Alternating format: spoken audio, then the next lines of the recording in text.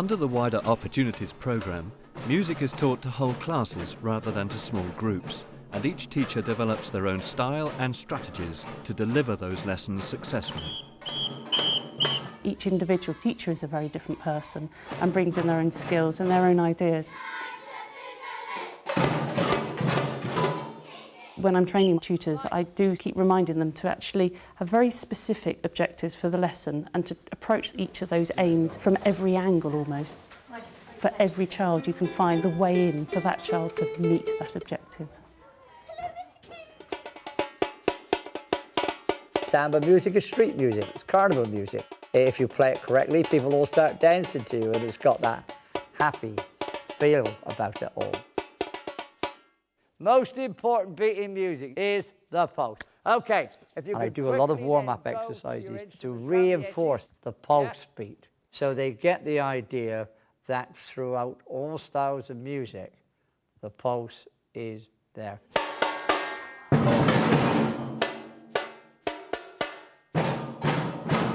Instruments are very important. They all generally come in from Brazil, and the Brazilians are not that quick in sending stuff across. It can take months.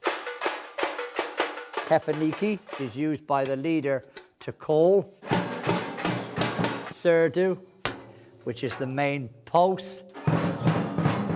A caixa. We have a tamborim. A go-go, we can see it's got long and short, which gives the young people the idea of pitch. If you can say it, you can play it. Yeah. One of the basic pieces is a thing called monkey, monkey, moo. So it's monkey, monkey, moo, monkey, monkey, moo, yellow monkey, purple monkey, monkey, white and blue. Yeah, okay, Humpty Dumpty. And then when you get them to do composition, they work something out for themselves.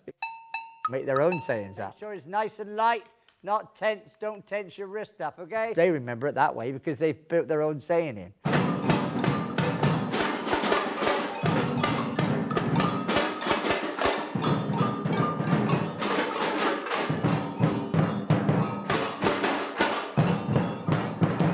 The only thing that I can signal to them is by hand signals or whistle.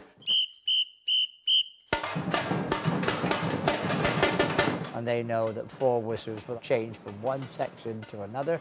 And so they begin to learn what structure is in music. And I go, they know there's going to be a break. And that means we're going to stop. When I signal to that, they know that there's going to be a go-go bell solo. It's signals you just make up yourself. Right, they could lead a band by learning what the signals are.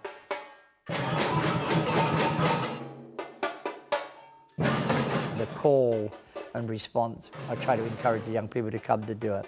Have a little bit of responsibility of leadership.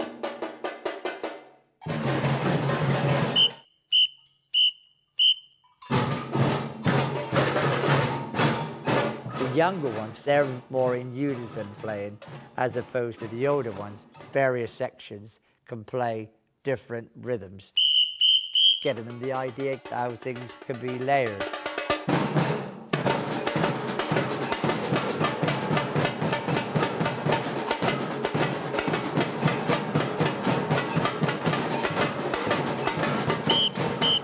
And they produce some fantastic pieces. I started doing a jamming session. We just brought different instruments in, layered it, and I didn't say a word. It was all done by hand and whistle. And an hour later we stopped and we had this piece of music. That's how fascinating samba music can be.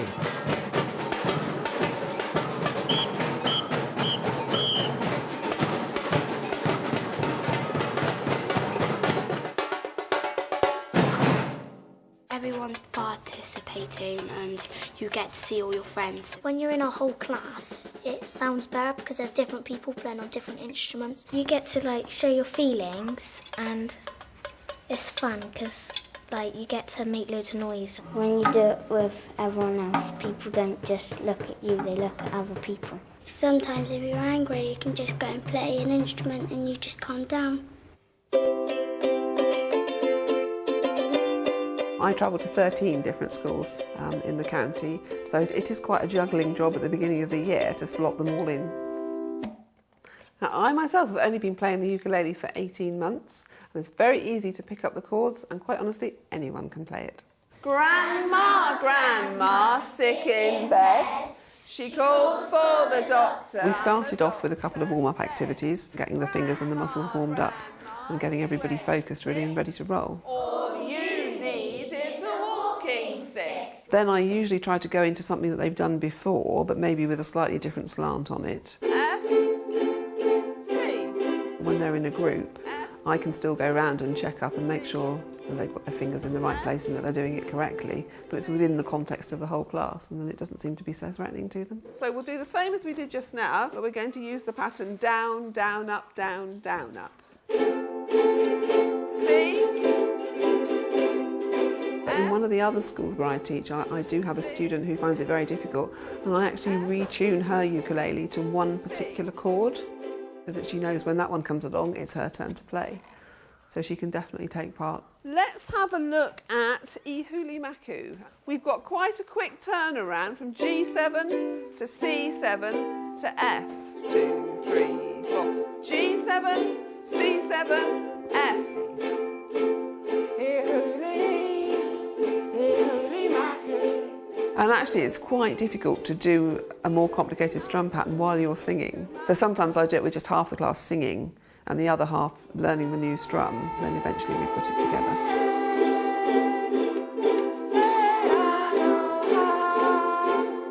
G7, C7. Then maybe introduce some kind of new material in the middle of the lesson. Today it was the ukulele day and the C major 7 chord, which none of them had seen at all before today. To begin with, we do it all orally. I would show them how to play it and they would just do it by ear, and they wouldn't have anything written down in the way of notation or tab. She's very nearly right. Then when they've got used to doing that, I introduce a little bit of tab so that they've got some way of actually recognising which note I want them to play. Okay, so you were nearly right, but we just need to use the right finger, because you know how fussy I am about fingers, don't you? And then usually with the tab, I then put the notation over the top. I don't do a huge amount of notation with them, not on this particular instrument, because I don't think it's as relevant to the ukulele as for some other instruments. Good, all right, and so let's see if we can give it a bit more shape and be a bit more... Quite often when they start off, they tend to put too much emphasis on everyone so that they all sound the same, and then it sounds very, very wooden. So what we try to do is to drop the emphasis on the first beat of the bar and give the whole thing a bit more musical shape. We use rounds quite a lot because a round is always based on the same progression of chords throughout. So once they've learnt the chord progression, they can usually keep the chords going quite well whilst they're singing in several parts. Next group.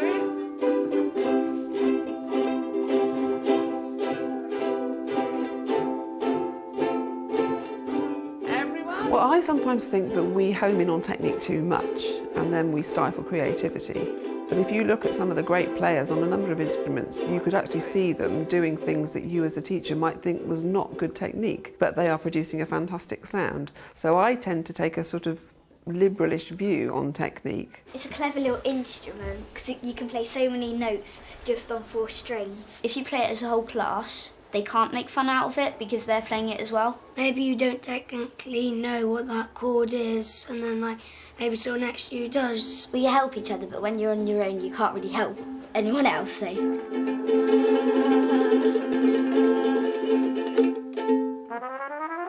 Brass, I mean, it appeals to kids anyway, doesn't it? I mean, because kids just like making loud farty noises.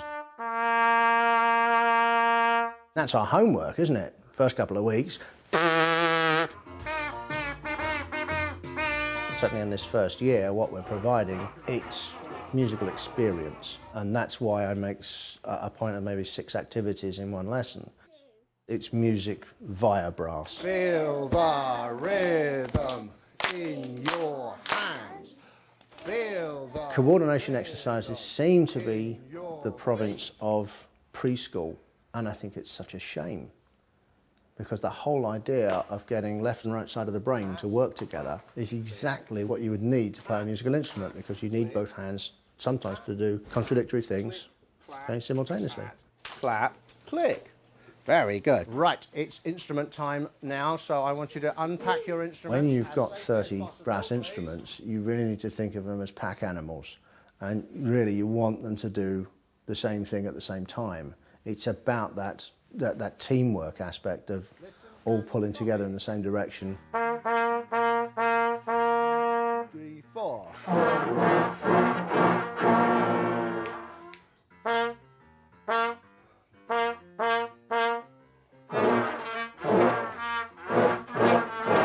By the time they've done that warm-up, I think they're then ready just to calm down, and I will put on some real music. And I want to know what you see when you hear this music.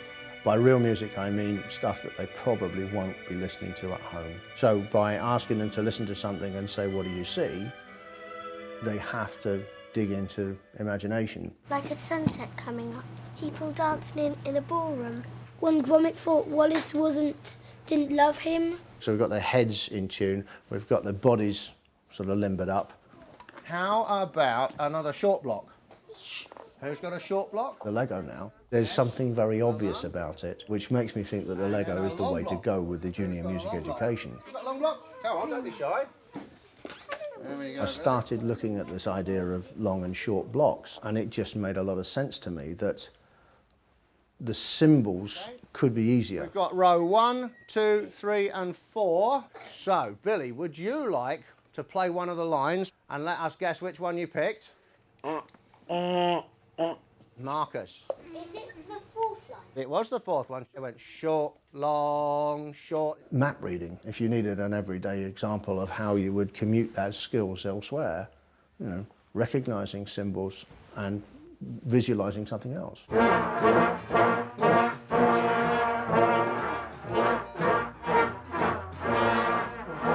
They then become blocks with stems. Then as we come out of that and develop the range a little further in the second year, converting that to what it looks like on manuscript, it's a logical progression. We can get them reading music in 2 years.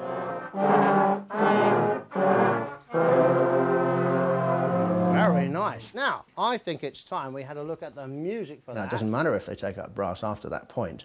We've taught them the essential skill, and that doesn't matter whether they're in choir, whether they play piano. They then have that other language under their belt.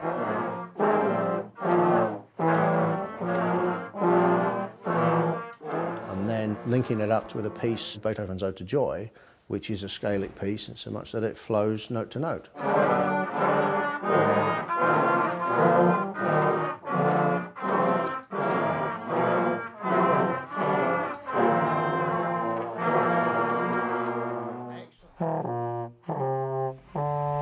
You don't even know you're doing work. He just makes it sound fun. Everyone's playing different instruments, so it makes the noise sound really nice. And Mr. Bertie lets experiment. Brilliant. Interesting, really, to see what other people's ideas are. We can play Jaws, the song where the shark comes up and goes da da da da. If I didn't play it at school, I probably wouldn't play it at all.